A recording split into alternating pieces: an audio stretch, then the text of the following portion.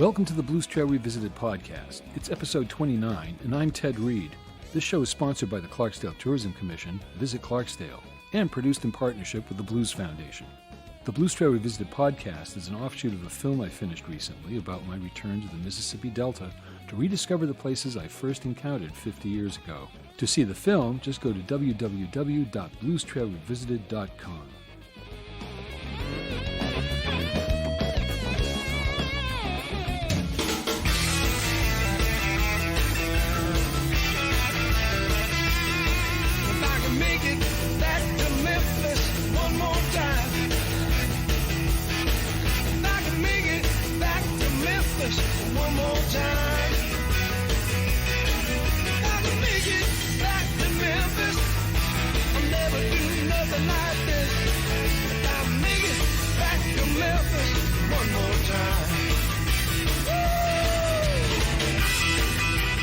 Blues guitarist Tommy Castro has been nominated for countless awards, and this year he's been nominated for no less than 6 Blues Music Awards, including his 4th nomination for Entertainer of the Year.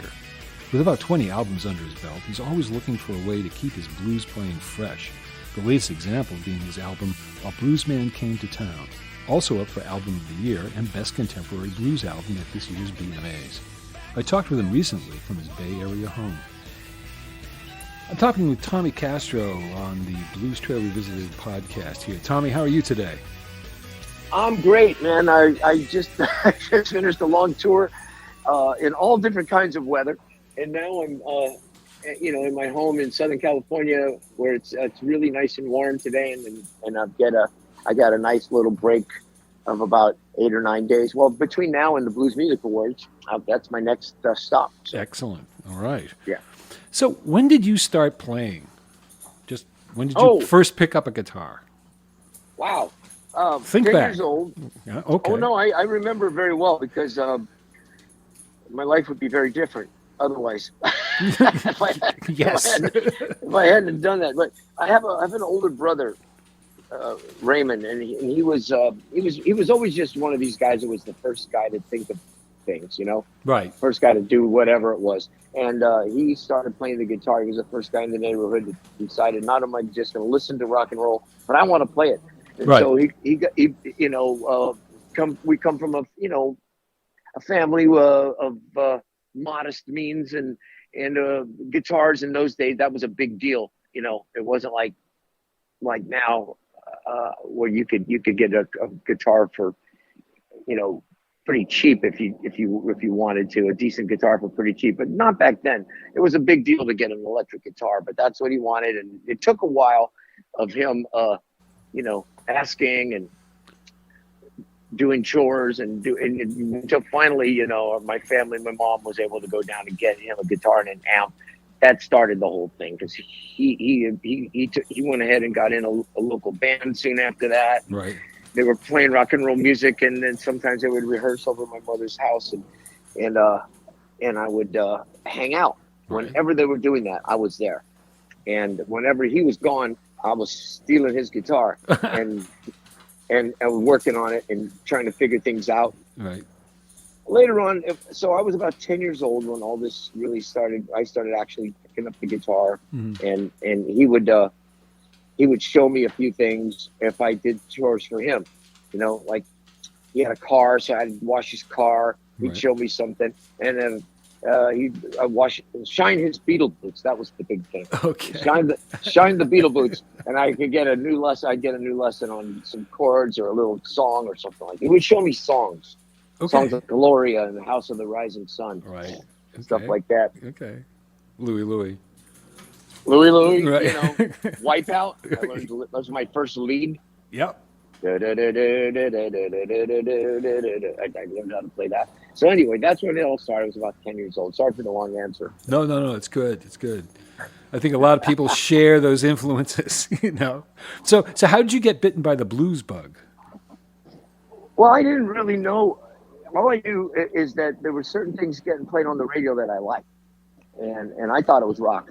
I thought it was rock music. It was Cream, and it was, you hear guys like Elvin Bishop Group and Electric Flag and you know, I'm trying to think of course, the Rolling Stones, all the stuff that I liked was really blues. Right. And it was later on that I figured out that's what it was. A friend of mine said, Eric Clapton is the best blues guitar player in England. And I said, blues guitar player? Right. Wow, that's interesting. I thought it was rock. Anyway, so I had to, in those days, we educated ourselves on these things, magazines and record covers and listening to the radio, and your friends Right. would Right. share information with you. Somebody would get a new record and we all go listen to it, and Yep. so Shared that's experience. how the Yeah. blues got me. I mean, I just didn't care for the psychedelic stuff as much. I didn't care Mm-hmm. for folk music that much. Right. All the kind of things that were going on in the 60s. I liked rock and roll. I liked roots rock and roll, and I loved the blues-based stuff. Yeah. Carrying a heavy load and it's bringing her down. Let go of the end of the road, going downtown. She's tired of staring down a stack of unpaid bills. Spends the last dollar on a few cheap grills. She's painting her face in the parking lot. She's gonna give it all she got now. Shaking the hard time blues. She's shaking the hard time blues. She's doing as much as choose. She's gonna get it right. It takes all night. Boss man promised her a raise if she treats him right. Alimony should have paid, but it's nowhere in sight. Jumping ahead, how long have you been with the Painkillers? Okay, well, the Painkillers is something I just decided to name the band when we made a shift. Mm-hmm. It's a long story, but I had a band since 1992, Right. somewhere thereabouts, 91, 92. We started up in San Francisco, and we just called ourselves Tommy Castro, and eventually Tommy Castro Band to recognize the band. And that band grew into a 6-piece group, counting me, Mm-hmm. over the years with horns. And I felt that at one point I had done just about all I could do with that, and a couple of other things going on, but I wanted to try and go into a leaner, more guitar-driven sound. I was triggered by a few things, but one night I remember in particular, I was watching Tab Benoit playing with a bass player and a drummer, Right. and I thought to myself, man, there's nothing missing here. This is a Mm-hmm. great show, and I think I want to go more in that direction, because my next step would be either to go into a bigger band. I already got a 6-piece band, and I couldn't really do that. And if I was going to change the sound and do something different, a smaller band would solve a couple of problems I was having at the time. And right around that time, my old bass player had been gone for a couple of years because his wife was sick. He had to leave, and he wasn't really planning on coming back. But anyway, she got well. They got divorced. Randy McDonald, my partner in crime for all these years, Yeah. he calls me up and he says, I'm looking to get back into playing. I thought I'd start by calling you. Okay. And I said, well, your timing is good because, the guy we had at the time, Scott Sutherland, who's like an amazing player and a really good dude. I love him dearly, but he lived in Des Moines, Iowa, and he has four kids and a wife and a house there. And he was never going to be able to move out to the Bay Area where we rehearse and prepare for recordings and all of it. And we also do a lot of shows in Northern California. Right. And it just wasn't working anymore to have somebody living in another state. Mm. I was going to make that change anyway. I was just trying to figure out how to go about it. And then Randy called. And so long story again, but that Painkillers became the name of the band right about then, because I wanted it to be clear that we were doing something different. I wasn't just downsizing and losing the horns. We were going in a different direction. Yeah. And reinventing ourselves a bit. And what you do, after being in business for so long, Right. Yeah. keep things fresh. I wanted to keep it fresh, and I felt like I was getting off easy with such a big band with a big sound that I had. I didn't really have to work very hard on the guitar, Right. and it was making me lazy. and and so getting back to a smaller band, I really had to learn how to deliver a little more on the guitar, which was also part of my reasoning behind all of this. Right. And so the Painkillers were born out of that. There are a lot of fans, I'm sure, who are glad you did,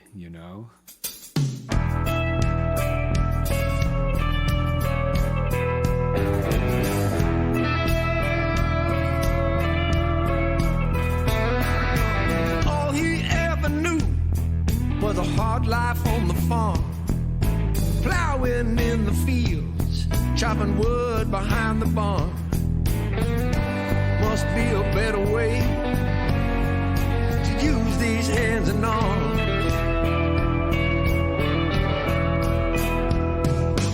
Heard about a roadhouse a mile outside of town, quitting time on Friday, laid that pitchfork down.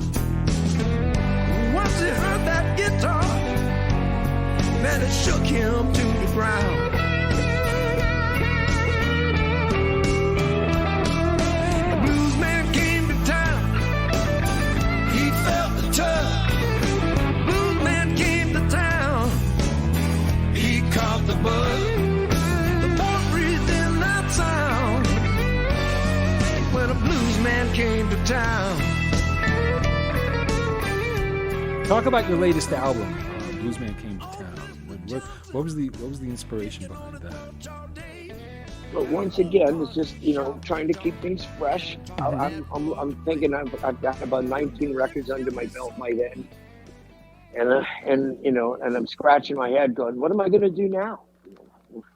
How am I going to do something different and still not go too far out to where I still want to remain authentic. I want to be me, and but at the same time, I need a fresh idea.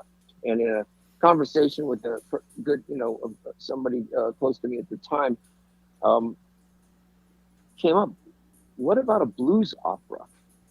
They make like a rock opera, but with blues music. And I went, wow, interesting idea. I wasn't really sure about it, but I thought that's definitely something I need to chew on for a little while. And then I called Bruce Iglauer at Alligator Records. I told him, asked him what he thought of that idea, and he said that could work, but you just have to make sure that every song stands on its own, and that you don't need the whole album to really get it. You could be listening to any one of those songs, and people will still get it. I said, okay, that's fair. Then I went and I talked to Tom Hambridge, who I've been meaning to make a record with for years. I've been wanting to get together with him for a long time, but the timing just never was right. And this time it was, and he loved the idea. Really? And that was cool. That was probably the best piece of the puzzle that came together, was that Tom really got into the idea, and I went to Nashville to write songs with him, and we had this, I drew out an outline of a story, like you do in high school, like you do an outline, and I had these little bullet points, and all my little bullet points became song titles, basically. Okay. I was like, that was easy. So this kid grows up, and he's out in the middle of nowhere, and this happens, so somewhere in the middle of nowhere. Excellent. And then, then it was A Bluesman Came to Town, and that changed everything, and and on and on. So that's how that came about, and I think that I credit. I had a lot to do with the songwriting. We wrote songs, and I rewrote until I was happy with them. Right. And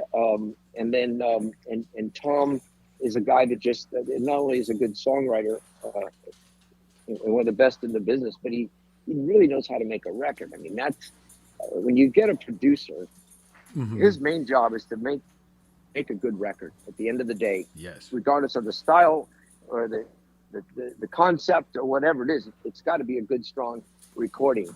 And he's a master at that. And so that we just kind of left that up to him. Right. I went there and just followed his lead. We had the songs all arranged and written, and then it was just a matter of going in the studio and cutting. Right. And then the thought came to me, oh my God, what are we going to do about the sequence?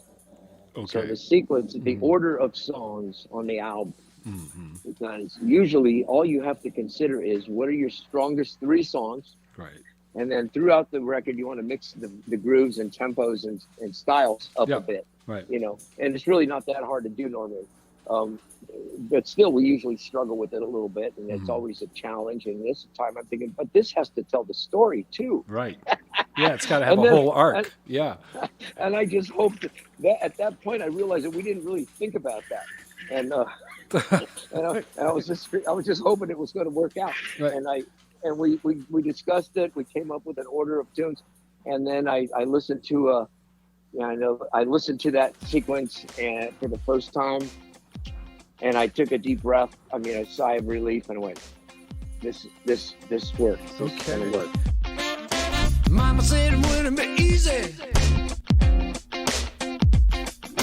Papa said it wouldn't be hard. If you want to be a blues man, you gotta learn how to play your cards.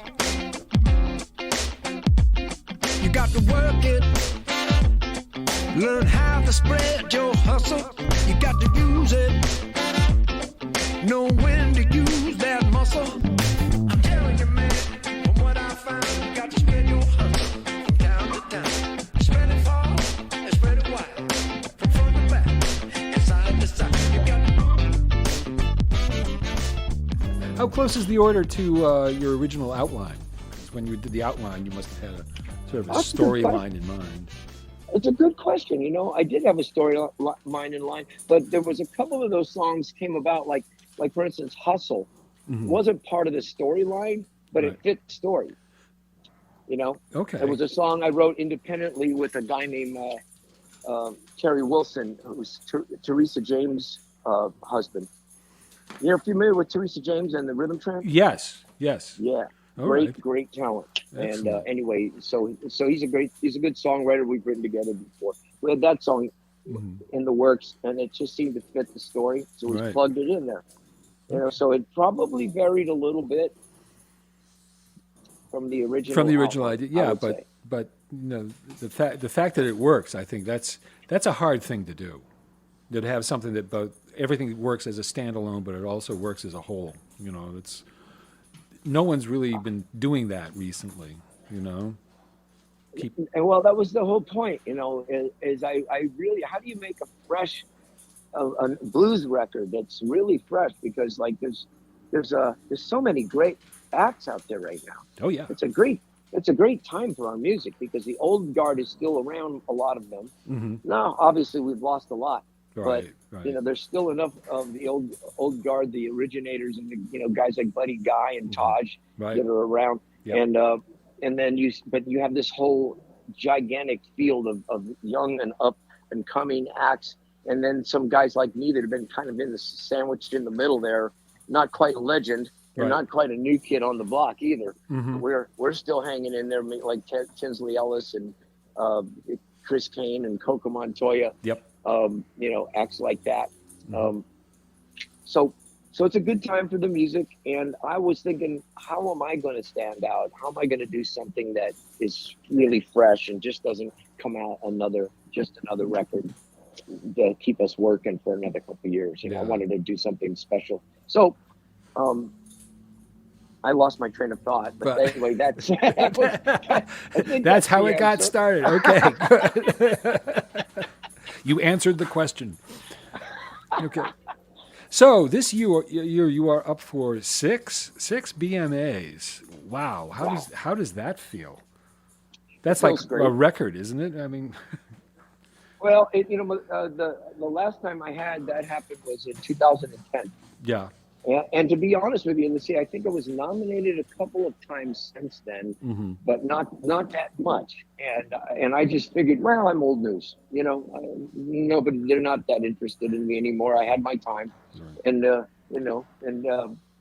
just not that interesting to the general blues audience anymore. I was having thoughts like that, and so it was really a huge, I mean, I was really excited when I saw that. That's great. That's great. I'm like, well, maybe I'm still in it. Yeah, right, I would say. Well, listen, man, looking forward to hopefully running into you in Memphis, and we are cheering you on for thank you, man. these awards, because unbelievable, what you're nominated for, and I think it's really well deserved. So, congratulations for that. Well, thank you, my friend, and thank you having me on your show. And shout out to all the blues fans out there. Look us up on the social media there. It's always good to hear from everybody. I have 45,000 friends or something like that out there, but I only hear from a few of them. Right. Well, they're listening just the same, They're there. They're all there. Send me a note. Yeah, Let me know really. how you're doing. Okay, Send folks, me a you heard picture of it. your dog or your cat, Right. Yeah. Doing something silly, post it on our page, that kind of thing. Perfect. All right. Tommy, thank you very much for being on the Blues Trail Revisited podcast. We appreciate your time, and looking forward to seeing you, and best of luck on the rest of your tour. Thank you very much. Oh, and thanks, Barbara Newman, for putting us together. Oh, yeah. No, Appreciate it. she was a champ for doing that. I appreciate that, too. I hope to see her when I get to Memphis, too. So Yeah, she said she's going to be there, so... Right on. Okay. All right, Ted. Take care, my brother. Okay, Tommy. Talk to you soon. Thank you. See you soon. Thank you. Bye-bye. I like the girls. I said I like them a lot. But if I mess up, my old lady gonna have me shot. I said, hey, hey, hey. Everything I do is bad for me. I could get me killed one of these days. All my nasty habits just won't let me be. They won't let me be. I'd like to thank everyone for listening to the Blues Trail Revisited podcast in partnership with Visit Clarksdale and with the Blues Foundation. You can watch the film that inspired this podcast by going to www.bluestrailrevisited.com. You can find out a lot more about Clarksdale, Mississippi by going to visitclarksdale.com, or download the app and check out all the cool interactive features. And for news and info about the Blues Foundation and the Blues Hall of Fame, go to blues.org. By the way, the Blues Trail Revisited soundtrack LP is now available at Clarksdale's Cathead store, and you can get it online at cathead.biz. I'd like to shout out a special hello to the folks at Live from Clarksdale and Shared Experiences USA. They're still live streaming music from Clarksdale and organizing special Delta experiences. Check out their Facebook page or livefromclarksdale.com and sharedexperiencesUSA.com. I'm Ted Reed, and to all you blues music fans out there, keep on hitting the blues trail. You never know what you're going to find. The Blues Trail Revisited podcast is produced by Ted Reed Productions. Field audio producer is Nolan Dean, and our project manager is Jamie Nice. Thanks for listening.